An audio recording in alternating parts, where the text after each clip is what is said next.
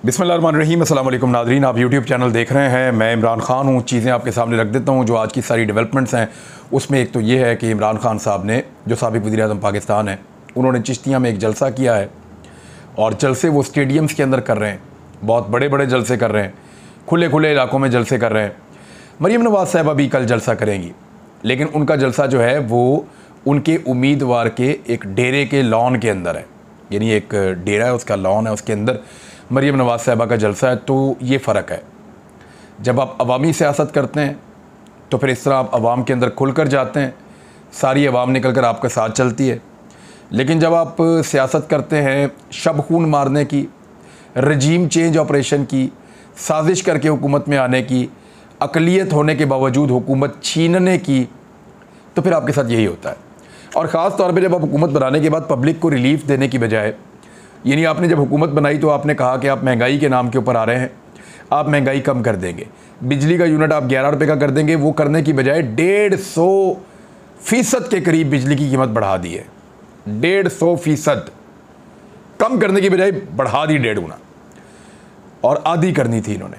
Petrol की कीमत 70 रुपये लीटर करने की बजाय 250 रुपये लीटर पे ले गए। ये जुल्म इसी इम्पोर्टेड सरकार ने किया है। महंगाई की शरह को 10% से कम करने की बजाय 45% से ऊपर ले गए हैं, 45% से ऊपर ले गए।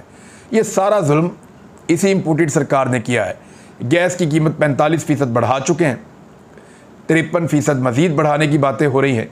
तो ये सारी चीज़ें बता रही हैं कि आने वाले वक्त में भी पब्लिक के लिए कोई रिलीफ नहीं है। तो फिर आपको ऐसे ही वेड़ों के अंदर जो है या लॉन्स के अंदर जो है वो आपको करने पड़ते हैं जलसे, जब इस तरह की सूरत हाल हो। अब इसमें एक बहुत बड़ी परेशानी है, मैं आपको बताता हूँ कि परेशानी है क्या। इमरान खान ने अपने जलसे में क्या कहा, मैं नेक्स्ट वीलॉग में डिटेल से बताऊँगा, लेकिन उन्होंने दोबारा बात दोहराई कि लंदन में बैठा हुआ एक भगौड़ा मुल्क के फ़ैसले कर रहा है। वो फैसला कर रहा है कि अगला आर्मी चीफ कौन होगा। वैसे ये तो बड़ी मायूस कुन बात है। अगर नवाज शरीफ ने फैसला करना है अगला आर्मी चीफ कौन होगा, तो वाकई ये जो इमरान खान साहब का एलिगेशन है, अगर ये सच है या ऐसा हो सकता है, क्योंकि वो किसी इन्फॉर्मेशन की बुनियाद पे हो सकता है ये बात कर रहे हों, और हमारे पास कोई ऐसी वजह नहीं है, क्योंकि पाकिस्तान में बेशुमार चीज़ें अजीबोगरीब तरीके से ही हो जाती है। तो बाद औक़ात आपको ऐसी चीज़ों पर यकीन करना पड़ता है, और इमरान खान साहब पे बहुत सारे लोग यकीन करते हैं पाकिस्तान में, उनकी बात पे बिलीव करते हैं। उनका एलिगेशन ये है कि नवाज शरीफ बैठ के बरतानिया से एक मफरूर इश्तिहारी पाकिस्तान का आर्मी चीफ कौन होगा इसके ऊपर फैसला करेगा। अच्छा, मेरे पास जो अपनी इन्फॉर्मेशन है वो ये है कि क्योंकि ये एक बड़ा अहम तरीन फ़ैसला है, इस फैसले को लेकर ये बड़ा हसास मामला है, तो मैं एक लिमिट तक ही आपके सामने बात रख पाऊँगा, उससे ज़्यादा नहीं रखूँगा। तो मैं आपको ये बता देता हूँ कि इख्तलाफात हैं, PMLN के अंदर इख्तलाफात हैं, PDM के अंदर इख्तलाफात हैं। ये मैं आपको बता देता हूँ, क्योंकि यहाँ पे मैं किसी की तौहीन नहीं कर रहा, किसी को टारगेट नहीं कर रहा, लेकिन मैं आपको सिर्फ ये बता रहा हूँ कि अहम तरीन तैनातियों को लेकर PDM के अंदर और PMLN के अपने अंदर इख्तलाफात मौजूद हैं। और यहाँ पे मरीम नवाज़ साहिबा के बड़े शदीद तहफ़्फ़ुज़ात हैं, और वो जो तहफ़्फ़ुज़ात हैं वो नवाज शरीफ साहब के भी उससे मिलते जुलते हैं। तो मरीम नवाज़ साहिबा को अब फ़ौरी तौर पर लंदन जाना होगा। शहबाज शरीफ भी लंदन जाने का प्लान कर रहे हैं। शहबाज शरीफ चाहते हैं कि वो अपना मुद्दा नवाज शरीफ साहब के सामने रखें और नवाज शरीफ साहब ओके करें। मरीम नवाज साहिबा चाहती हैं कि वो जो चाहती हैं वो नवाज शरीफ साहब के सामने रखें और नवाज शरीफ साहब ओके करें। यानी सारे अपनी अपनी गेम कर रहे हैं। तो पाकिस्तान के इदारों को पॉलिटिक्स में कौन घसीट रहा है, पाकिस्तान के इदारों को तमाशा बनाने की कोशिश कौन कर रहा है, ये सारी पॉलिटिकल पार्टीज ऑलमोस्ट यही गेम कर रही हैं। और गलती जो है वो बार बार इस इदारे से भी हुई है। कभी अयूब खान ने मार्शल लॉ लगा दिया, ज़ियाउल हक ने लगा दिया, याहिया के दौर में आप देख लें, परवेज़ मुशर्रफ के दौर में आप देख लें। इस इदारे ने बहुत मरतबा बहुत सारी गलतियां की हैं, जिनकी सज़ा इस इदारे को इस तरह भुगतनी पड़ी कि इनके ऊपर एक दाग लगता चला गया। और आज जब भी कभी कोई ये कहता है कि इदारे का पॉलिटिक्स के अंदर रोल है, तो लोग आंखें बंद करके यकीन कर लेते हैं। वो इसलिए कि इस इदारे का ट्रैक रिकॉर्ड है कि पाकिस्तान की सियासत के अंदर ये किरदार अदा करता रहता है। अभी वज़ीर दिफा कह रहे हैं कि इस इदारे ने थोड़ा अरसा पहले हुक्मरानी के जो है वो किरदार जो है उसको अज्यूम कर लिया था। ये इदारा हुक्मरान बन बैठा था, थोड़ा अरसा पहले अज्यूम कर लिया था।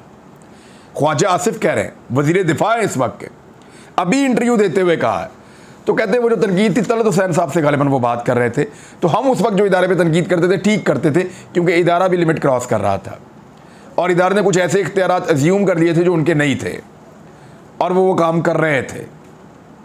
सियासत में उनकी इन्वॉल्वमेंट थी, ये थोड़ा अर्सा पहले तक थी, यानी 2021 में और 2022 में इसी इदारे के ऊपर यही पॉलिटिकल पार्टी तनकीद करती रही है।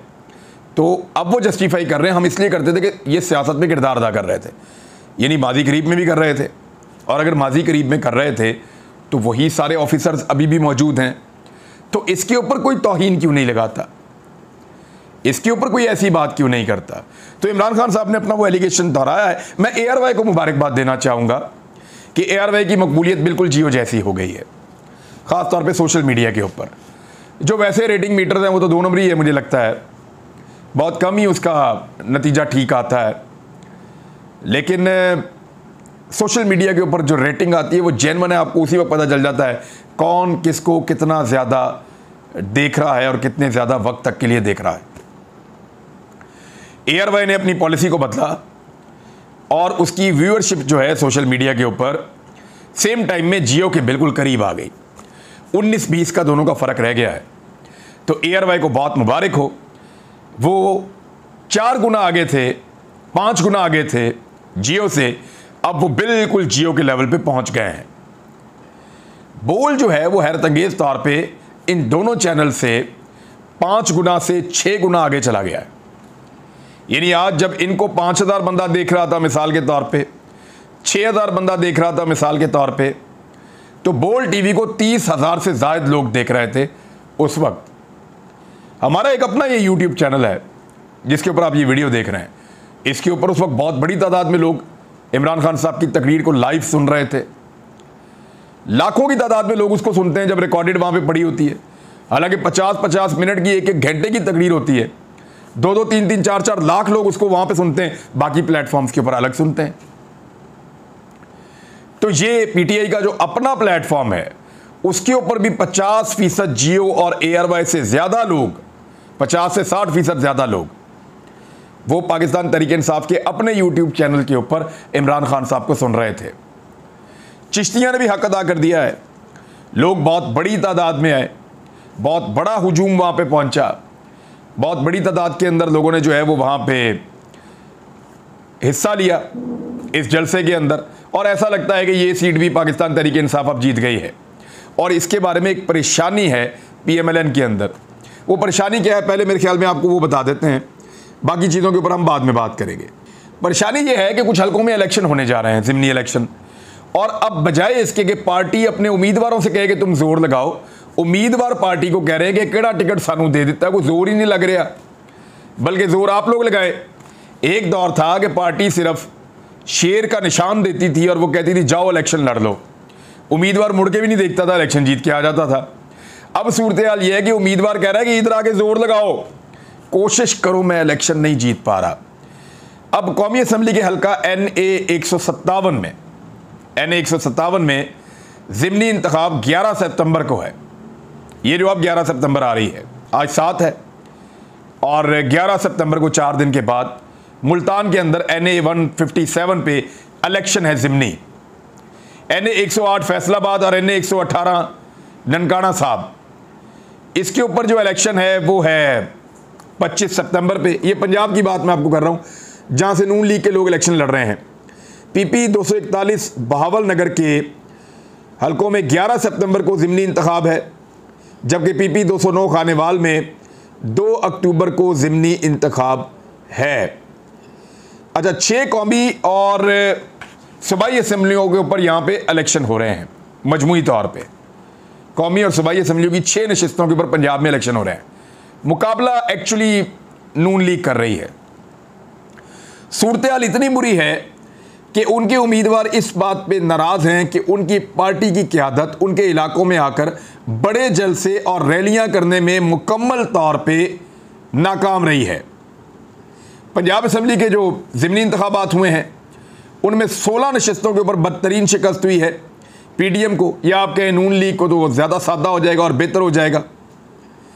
अच्छा, 6 में से 5 नशस्तों के ऊपर जो है नून लीग का उम्मीदवार है, 1 के ऊपर पाकिस्तान पीपल्स पार्टी का उम्मीदवार है, और इन्होंने कोई भी अजीमुशान रैली या कोई भी अजीमुशान जलसा अब तक नहीं किया है।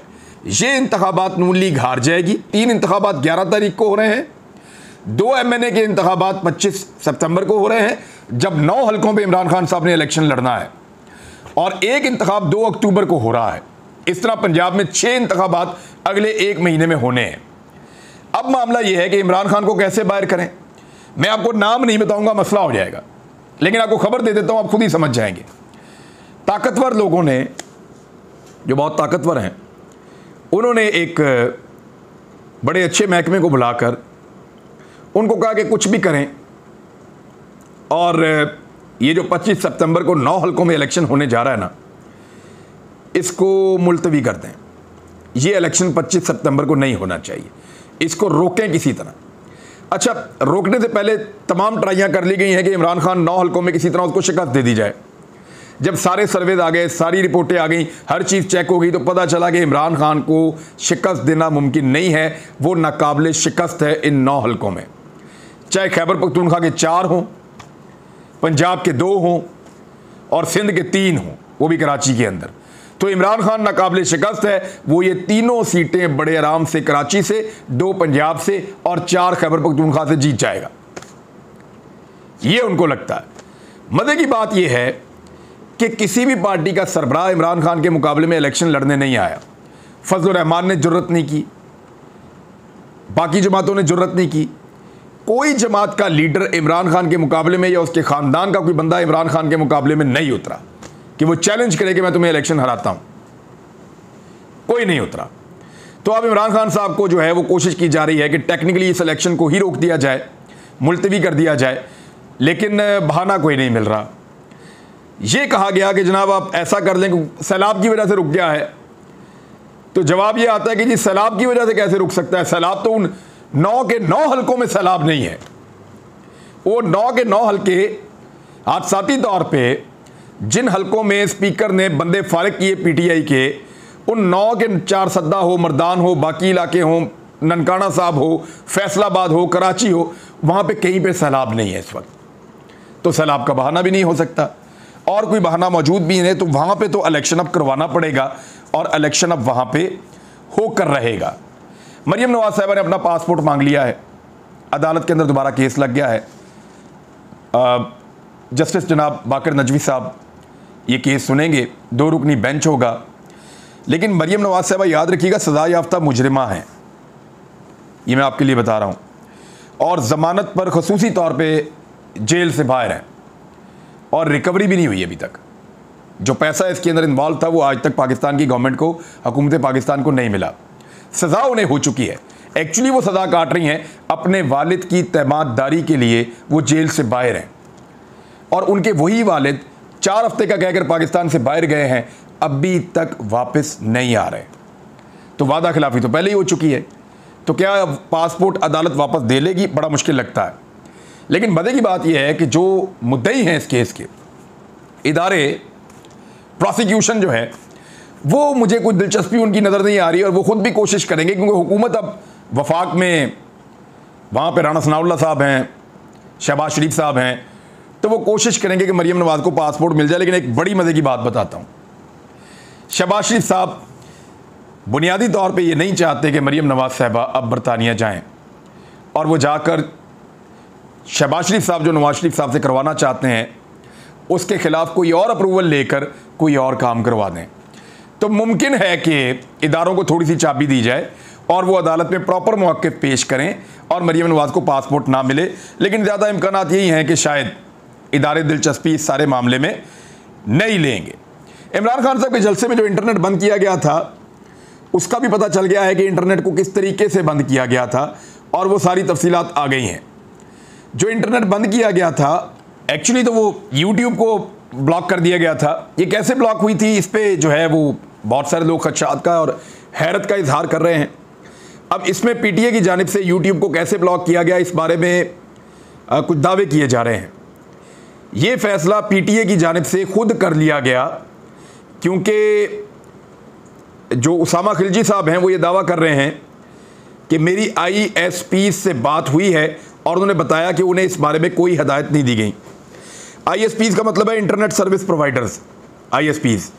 उन्होंने कहा जी हमें कोई किसी किस्म की जो है वो हिदायत नहीं दी गई थी, ये PTA ने अपने तौर पे इसको बंद किया है। अब किसके कहने पे किया है आप लोग खुद समझदार हैं, आप जान सकते हैं कि पाकिस्तान में इतना ताकतवर कौन है जिसके कहने के ऊपर इंटरनेट बंद हो जाए, या जिसके कहने के ऊपर शार्क जो है वो केबल को खाना शुरू कर दे, या जिसके कहने के ऊपर YouTube को ब्लॉक कर दिया जाए। गवर्नमेंट के मेरे ख्याल में बहुत सारे मामला होते हैं, लेकिन आप लोग बहुत समझदार हैं कि ये मामला कैसे हो सकता है और कौन कर सकता है। अब बात यह है कि 2018 में PTA ने एक कैनेडियन कंपनी के साथ एक मुआहदा किया था और एक वेब मॉनिटरिंग सिस्टम, इस किस्म की कोई टेक्नोलॉजी उन्होंने हासिल की थी। ये टेक्नोलॉजी जो है वो ये गेट वे लेवल के ऊपर जो है वो किसी वेबसाइट को या किसी साइट को जो है वो फिल्टर कर सकती है। यानी उस बुनियादी टेक्नोलॉजी को इस्तेमाल करते हुए ये किसी भी एक फेसबुक को बंद करना चाहें, यूट्यूब को बंद करना चाहें, किसी और चीज़ को बंद करना चाहें तो पाकिस्तान में बंद कर सकते हैं वक्ती तौर पे। तो उस टेक्नोलॉजी को इस्तेमाल किया गया है और ये इंटरनेट सर्विस प्रोवाइडर्स का इसमें कोई कसूर नहीं है, ये उन्होंने किया है। इमरान खान साहब ने खातून जज का मामला हो उस पर तोशाखाना के जो हक़ाइक़ हैं उन पर, नैब के कवानीन के अंदर अब कुछ लोगों को रियायतें मिली हैं उस मामले के ऊपर, और दीगर कुछ चीज़ें हैं उन पे मैं अगले वीलॉग में आपको बताऊंगा कि चिश्तियाँ के जलसे में भी इमरान खान साहब ने क्या कहा। अब तक के लिए इतना ही, अपना ख्याल रखिएगा, अपने चैनल का भी। अल्लाह हाफ़िज़।